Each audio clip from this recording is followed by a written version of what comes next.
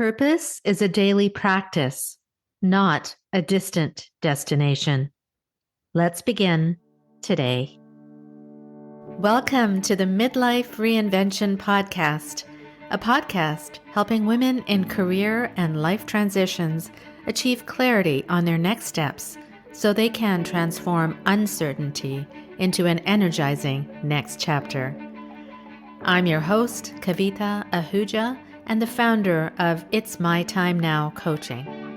If you're wondering what's next in your career or life, you are in the right place. Through solo and guest episodes, you'll gain practical tips, tools, and inspiration to help you uncover blocks, gain confidence, and be, do, and have what you want. I rediscovered myself after the age of 50, and I know you can too. It's my time now to help you do just that. I'm so excited you're here. Let's dive in.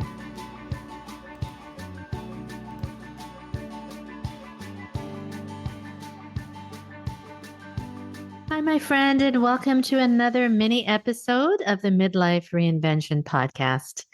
I'm your host, Kavita Ahuja, a career and life transitions coach and founder of It's My Time Now Coaching.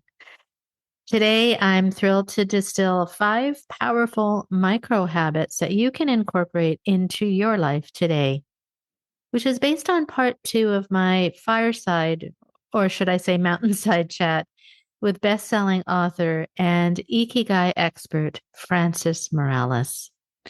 You can listen to both parts 1 and 2 in episodes 217 and 219 if you missed them. But for today, let's dive in. The first micro habit is to redefine retirement. Francis reminded us that life expectancy has really leapt forward, and retiring at 60 can actually leave you with 20 vibrant years ahead, at least. So those years shouldn't be a lull. They're really a legacy runway. So I'd like you to ask yourself, what passions have I parked because real life got busy? And which skills could finally flourish with fewer outside demands? You can start a second season project list, for example. Pick one buried passion of yours. Let's say it's photography or mentoring or writing, and give it one scheduled block this week. A small commitment now prevents that void that happens, and that happened to, for example, Francis' own father when he retired from work and he wasn't sure how to fill his days with meaning. Micro habit number 2 is to practice hara hachi bu. You may have heard that Okinawans live longer, and here is one of their secrets. It's called hara hachi bu, which means stop eating at 80% fullness. It's almost like thinking of your body like a sports car. If you run it at 100% all the time, you will wear out the engine. And similar to your eating habits, if you lighten your digestive load, you'll gain the energy for the things that matter. So try this. At your next meal, pause halfway and rate your hunger on a 1 to 10 scale. Stop eating at an 8. Notice the difference in your afternoon focus or energy. And over time, that awareness will train your appetite and supports longevity. Plus, it's really a gentle, culture-tested habit, and it's not a crash diet. Micro habit number 3 is to audit for flow. Francis defines Ikigai's heartbeat as flow, those moments when 3 hours feel like 3 minutes. And research does show that the happiest people aren't those who achieve the most, but those who spend more time in flow. So this week, I'd like you to run a flow audit.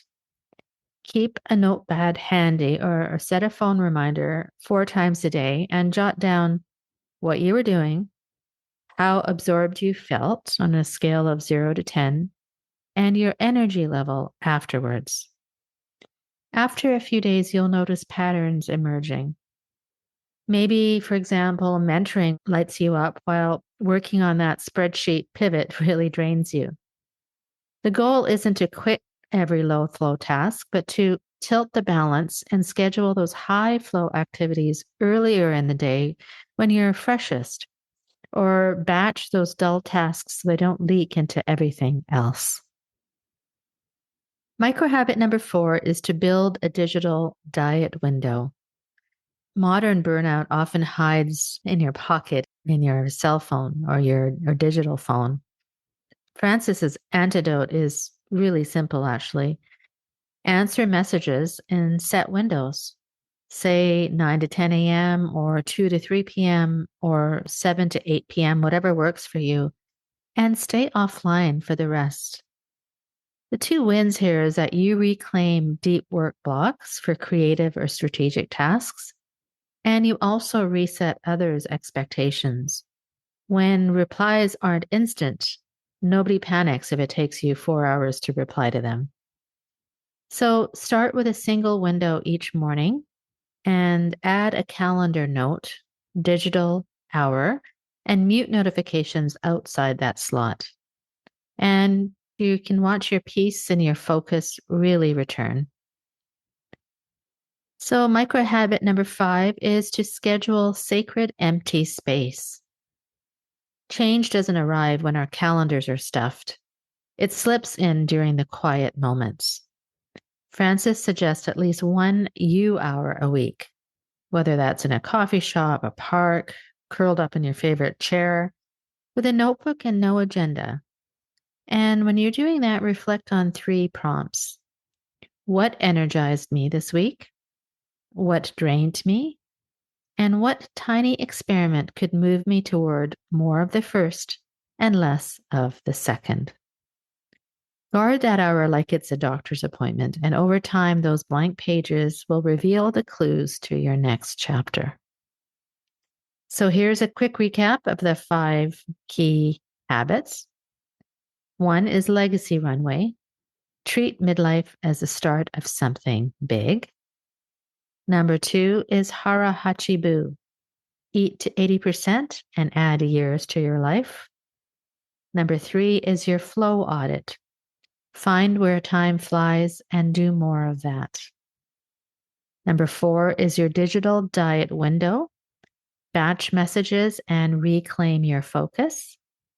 And number 5 is the you hour. Schedule emptiness so new ideas can land. So I'd love you to pick one or more to try this week and let me know which habit worked for you most this week. I'd really love to learn how these habits helped you. Send me an email at kavita@itsmytimenowcoaching.com or message me on LinkedIn or Facebook or Instagram. I'd really love to learn how these, if you incorporated these techniques, how they helped you. If today's episode really sparked a deep desire to dig deeper, and if you go back to episodes part 1 and 2 with Francis Morales, and you're really curious about what this Ikigai thing is all about, and how do you get it, or how do you find it, join me for a free deep dive Ikigai discovery call. And in this call, we'll unearth really what your core strengths are, what your passions and values are, and we'll really work towards how they converge into your unique Ikigai or reason for being. The booking link is in the show notes. Spots fill up quickly, so grab yours today. Thank you so much for spending part of your day with me. If you found value here, share this episode with a friend who may be navigating transitions, and I'd love you to leave a quick rating. Your support really helps amplify voices like Francis's and keeps the show growing. Until next time, my friends, stay well, stay curious, and remember, purpose isn't a destination, it's a daily practice.